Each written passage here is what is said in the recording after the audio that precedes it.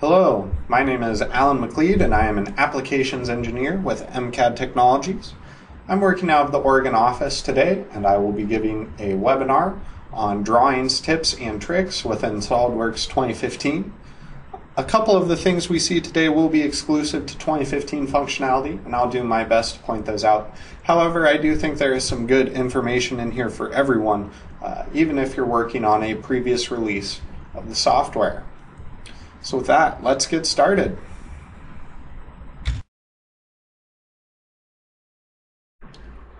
Today we're going to start by working with the sheet format, and I want to show you all how to set up each new sheet to use a different sheet format than the original.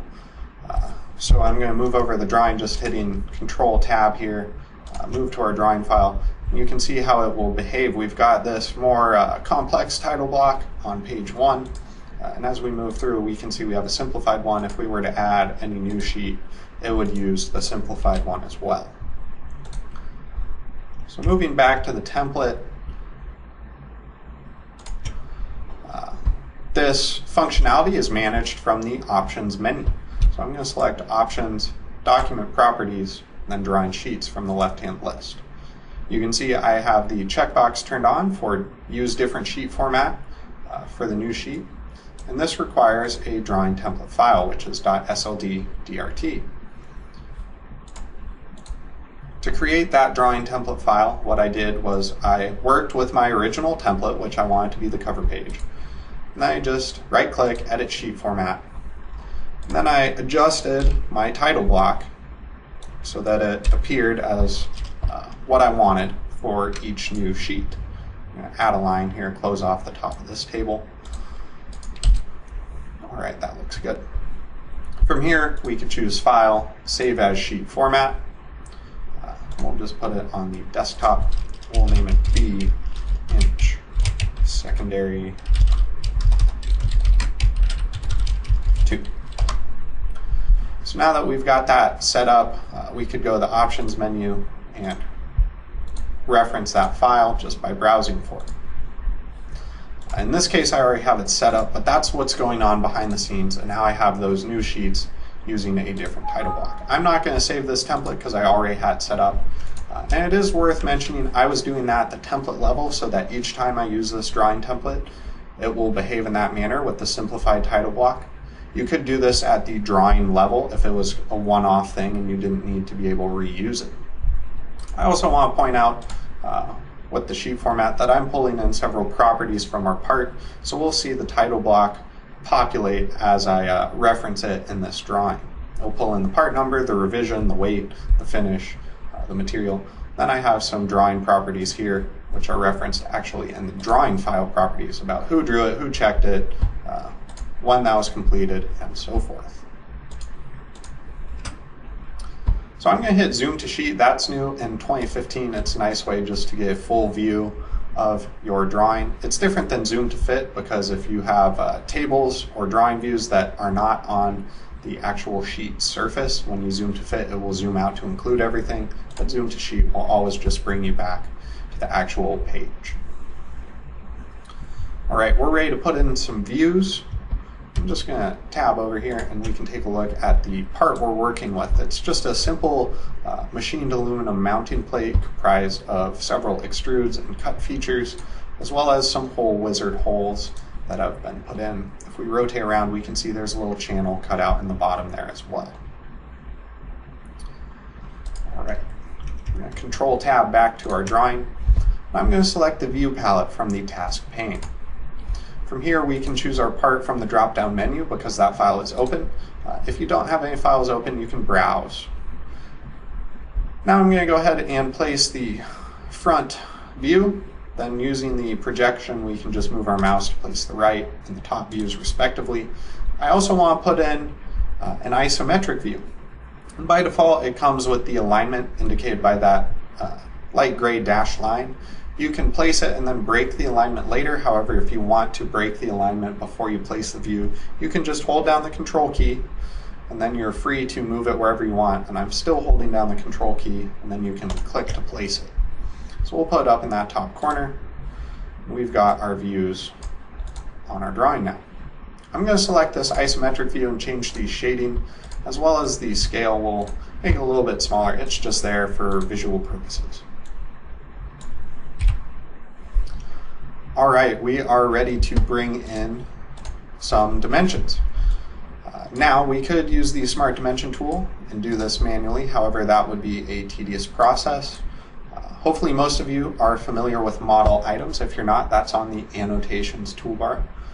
And right next to Smart Dimension, this allows you to import different information from the part file and use it in the drawing, and it saves you from having to add everything manually. For the source, I'm going to leave it at entire model, and I'm going to import everything into all views. It'll come into our three views here. And notice under dimensions, I've got marked for drawing turned on. That will be most of our Smart Dimension information, as well as the whole callout. This will pull in the whole wizard information. So I'm going to go ahead and hit the check mark, and we can see all of that populate. Now we do have to respace a little bit, and that's common with model items. It does its best to place the dimensions where it thinks it should go. However, it's likely you will have to work with them to produce the final product. Now I'm going to get rid of some of these dimensions for this upper cutout because that's something that could be referenced later or maybe on a different drawing sheet. We're going to focus just on the main aspects of this part on this drawing sheet. If we want to move a dimension between a drawing, you can hold down the Shift key and then click and drag. Notice if I move it off the drawing view, we get the red circle with the line through it, indicating we can't place it here because there's no drawing view it could go on. But if we move over a drawing view, we can drop it in, and it will automatically be attached to the appropriate references. So I'm going to move a few things around here. We'll move the 3-inch down to this view. Space that out a little bit better. Looks like I had 2 dimensions selected, so those we're moving. We'll move the 5 back up. I'm going to move this 1/2 inch over to this drawing, space it out as well, and I'm going to move this 0.625.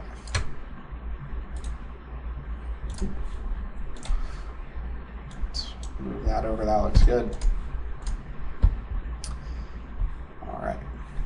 If we want to move the entity that a dimension is referencing, we can move it to an identical one by grabbing the square anchor here, clicking and dragging. We get that same interface with the red circle with the line through it.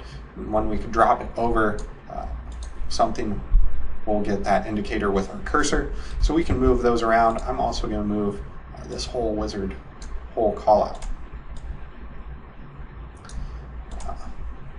We want some dimensions for where these holes are going. So I'm going to go ahead and do that just with Smart Dimension. We'll put in a couple here. So we can just place these in.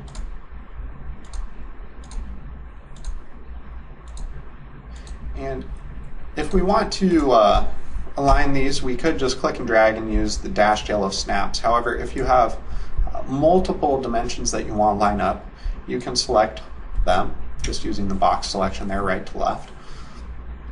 So it picks up everything that the boundary crosses. Doesn't need to be fully selected like the left to right. But now if we mouse over the icon that appears next to the top right of our cursor, we have a different set of information commands to pick from than we would if it was just a single dimension. And you'll notice some of these are spacings. So we could choose to auto arrange, which is what SolidWorks is doing when it brings in model items. But we're going to go ahead and I want to choose to align with a stagger. So that will put in that uniform distance between our dimensions, and if we're working with a lot of different things, that's a nice way to handle it. Just to offset that 1 inch for us there. We also have these angled notches that have been put in the part, but we only want to reference those once. So it would be an acceptable practice to go in here and we'll put in on the line below our dimension, we'll just say for all. Now we could do that individually for the other dimensions, but a nice thing to do is set up a style. What this does is it will allow you to just add this information automatically from a dropdown. It will apply the style to other dimensions. So we'll call this for all. Let's go ahead and accept this. Now when we're editing our next dimension, we can pull it from the style dropdown and it will bring that in for us. So if you're adding the same type of text or doing the same type of work for each dimension, it'd be really great to set up a style, and that will save you a lot of time. Another place you can use styles is with tolerances. So if I set up a basic limit tolerance, we'll just go 10 thousandths in either direction of our specified value. We can create a style for that, once again just choosing add style. We'll call this the basic limit. And I should point out that you can also save a style. That will save it as a .sld stl file. You can use this later on in other documents as well. So we've got that in there. Now if I go to another dimension, I can just choose the style and it will pull in that same tolerancing information. So that just saves you from having to enter the same thing over and over. I'm going to get rid of this point 182. I want to specify the angle here. In 2015, you can choose align and its endpoint. That will bring up this set of axes, and you can choose which one to dimension from. We'll go just like that, and then we can place in our angle value. A little difference, but it can be very useful when you're calling out your angles. And I'm actually going to move that back just a little. All right, I want to add in a section view, and we could go up to the view layout toolbar and select section view. However, something I am a big proponent of is using shortcuts. Some people like mouse gestures, but I prefer using the shortcut key, which is the S key on the keyboard. So when you hit the S key, that will bring up your shortcut menu. Now this is a fully customizable pop-up toolbar that will always appear right next to your cursor, and you can put any commands that you want on it. Now if we right click, we can choose customize, and we are automatically moved into the customize menu. You could also get here by choosing tools, customize, and we are just on the shortcut bars tab. Now you have 4 shortcut bars you can customize. The shortcut bar for when you're sketching, working on drawings, working on assemblies, and working on parts. And you can outfit these toolbars with commands from all over the program.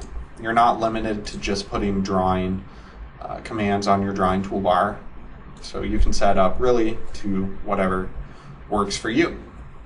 If you want to remove a command, you just click and hold down the mouse button, then you can move it off the toolbar. You'll see the red X indicating it will be removed. If you want to put it on, you just need to locate it and click and drag and add it.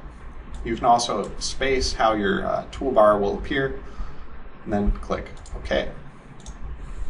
So now when I hit the S key, I can just pull from one of those commands, and notice I have section view on my drawing shortcut toolbar. This is a great way to save time. I use it every day, and if you're not using it, at least give it a try. I think you'll find that you really like it. So now I'm ready to place this section view. We'll base it off the midpoint of this top line, and I'm just going to drag this off to the side. Looks like my lettering got off, so rather than C, I'm going to go ahead and make that A. We can place it right there. Now I'm going to come back to this in just a moment, but I want to point out the zone lines. So this is new in 2015. We can go view, zone lines, and this turns on the pink dashed lines that indicate the grid and the zones our drawing is comprised of. You can specify these zones by choosing right click, then properties, and going to the zone parameters tab.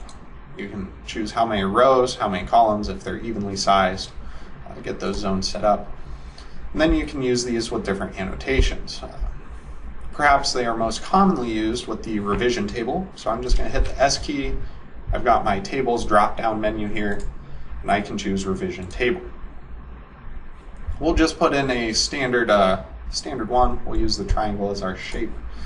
Drop it down on the top. I'm going to respace this column quickly here. Now when we right click and add revision, you'll notice that we can place our annotation, and it automatically pulls in the zone. That will update in real time with us. We can add a revision to our section view here.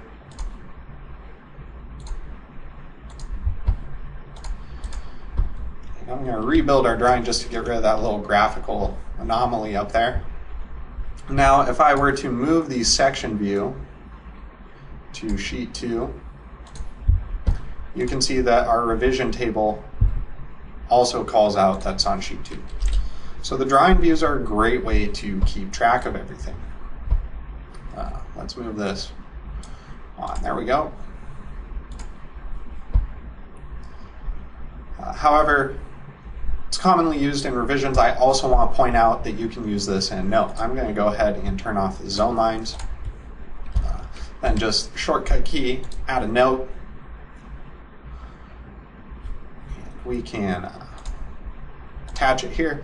And just like how you would add a property, the same area of the property manager tree on the left-hand side, or property manager interface, you can now choose to add a zone. And you can add the zone, both the row and the column, just the column, just the row, or also the drawing view. So that can help you just add in a little more information to your notes. In this case, we'll leave as the zone. Let me pull my formatting toolbar over. We can see that's been placed in there for us. If we want to do a little note beforehand, we can certainly do that as well.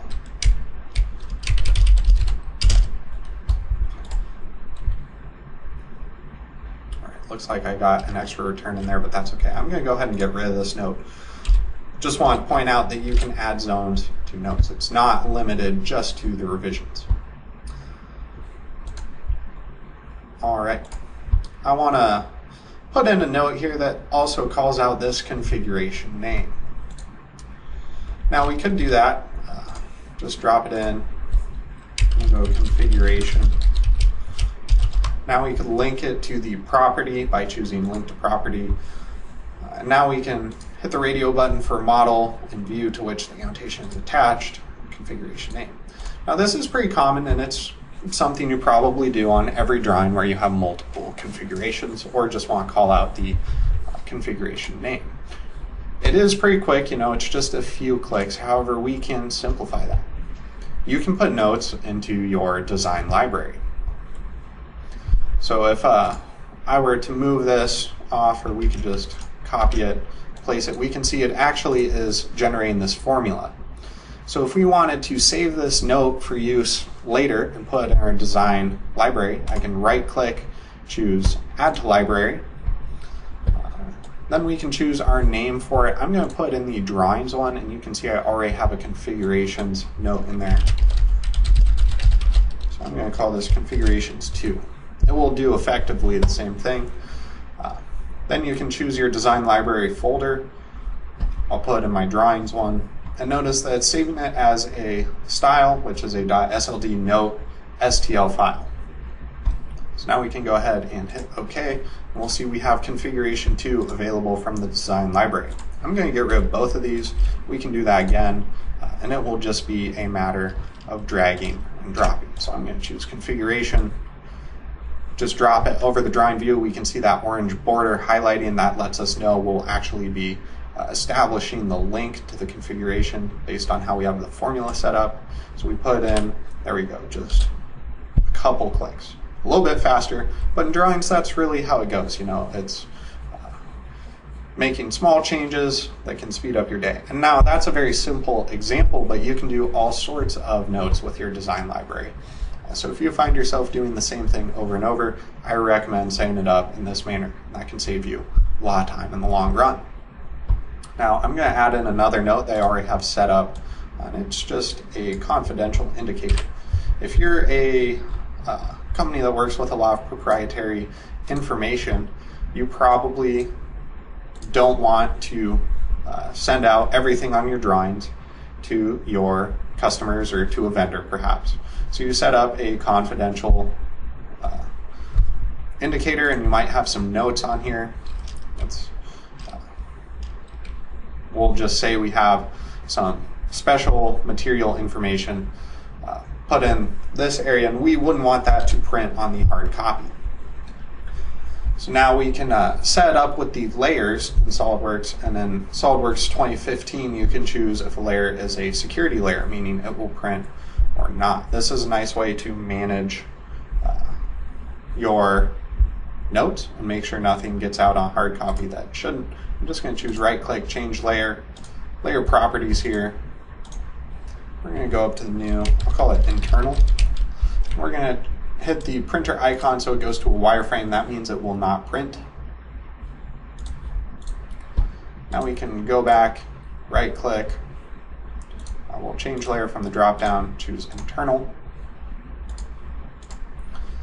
And now we can go to our print preview. I'm going to go to the page setup. I need to rebuild this first also. Go to the page setup, make sure we're going to scale. Okay, there we go.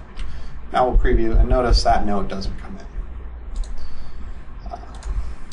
It's a nice feature with 2015, but along with pulling in the notes, that's a great way to manage information that you find yourself doing over and over. Now from here we could move to our next sheet, but I realize I am running low on time. We can put in another model view. In reality, we have a lot more information that we would want to put down for this part, such as some dimensions for the internal features here,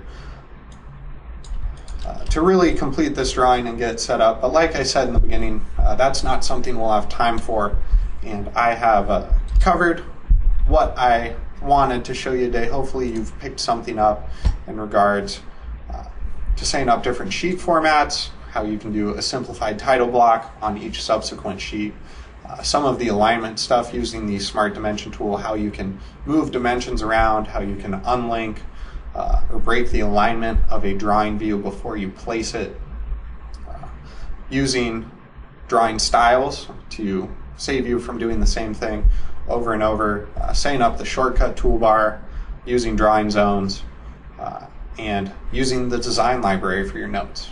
Hopefully one of those struck a chord with you and will be something you use on a daily basis. And thank you for taking the time to watch this webinar. We really appreciate all our customers.